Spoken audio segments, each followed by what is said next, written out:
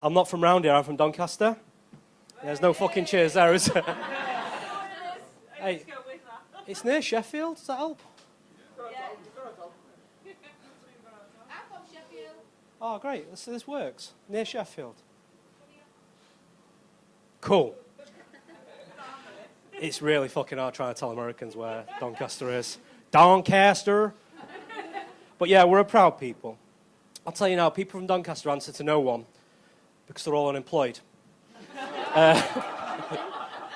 And we've got a few social issues as well. We have issues with people begging in the street. I saw a guy with a little sign, it was really sad. It said, "Please, I'll suck dick for spare change." I said, "Spare change? It's 2019, what are you going to buy with spare change?" He says, "When you're doing what you love, it's not about the money." We've got issues with alcoholism, binge drinking, similar to Liverpool, I think.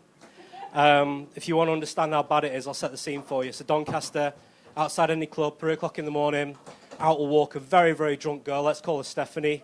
There's no Stephanies here, is there? Good, because Stephanie's a fucking terrible human being.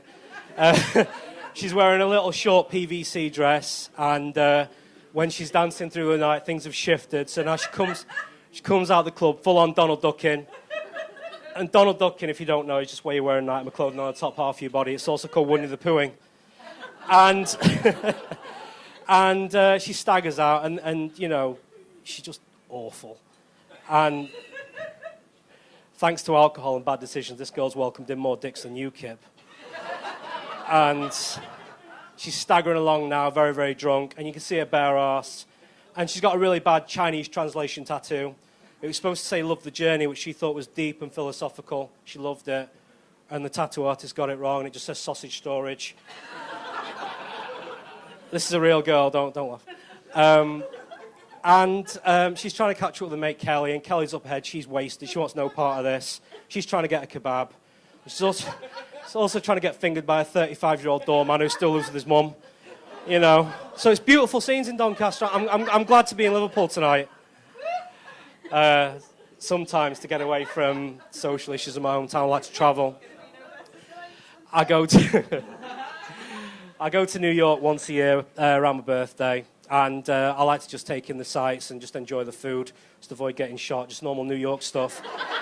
And you know, every major city in the world's got like a Chinatown, and every 45 seconds in every Chinatown, everywhere in the world, you'll be offered a genuine Chanel, Rolex, Louis Vuitton. Chanel, Rolex, Louis Vuitton. Chanel, Rolex, Louis Vuitton. Every 45 seconds.